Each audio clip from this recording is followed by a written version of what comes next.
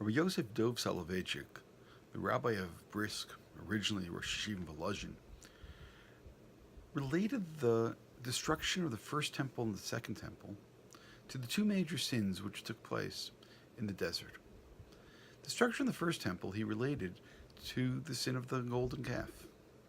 Chazal tell us that the sin of the golden calf itself was caused by three sins: by sexual sins, by idolatry, and by murder. Somebody who pays attention to the narrative which tells about the sin of the golden calf sees that all three of these sins are elements, especially when one looks at Rashi. According to Rashi, the background of the sin was that when Moshe went up to the mountain, he left two people in charge. He left Aaron in charge and Hur in charge. If we recall, these same two people, Aaron and Hur, were the ones who held up Moshe's arms when we had the battle against Amalek. Moshe then tells us that if we have any questions, to approach Hur or Aaron. The way the Talmud tells the story is they approached Hur, and they said to Hur, "Build for us a golden calf." And Hur says something to the effect of, "Over my dead body." And they agree. And they kill Hur. Aaron, upon seeing this, determines that it's better for him to be involved in the sin rather than the Jewish people be guilty of killing both a Kohen and a Navi on the same day. Later on, many years later, the Jews will be guilty of killing a Kohen and a Navi, of killing Zechariah in the temple itself.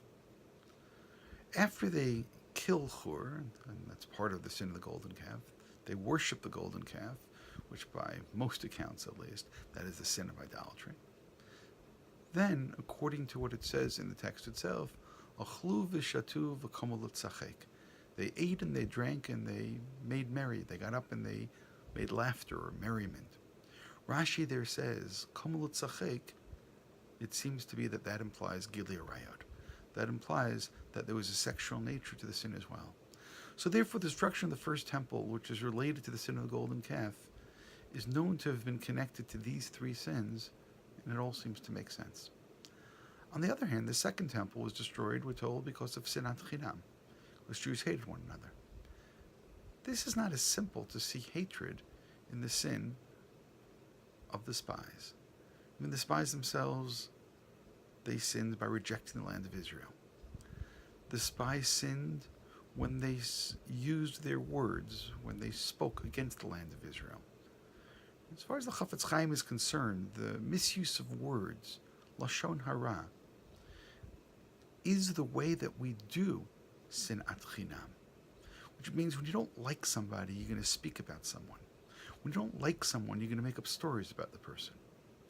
So therefore, this concept of the Beit HaLevi, where he connects the sin of the destruction of the second temple, or the sin which is found in the sin of the spies, with sinat chinam together with lashon hara, gains a little bit more credence.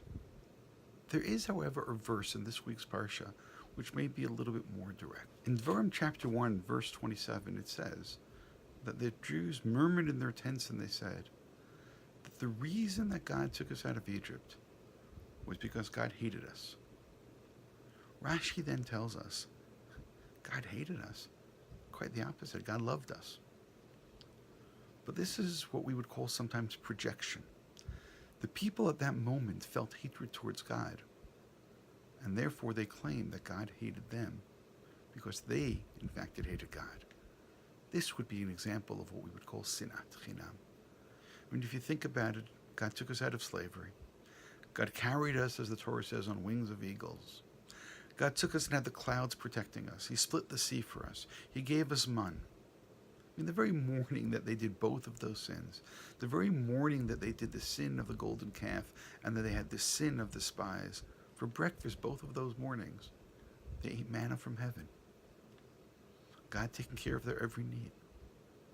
But nonetheless, they were able to build up a feeling of hatred towards God.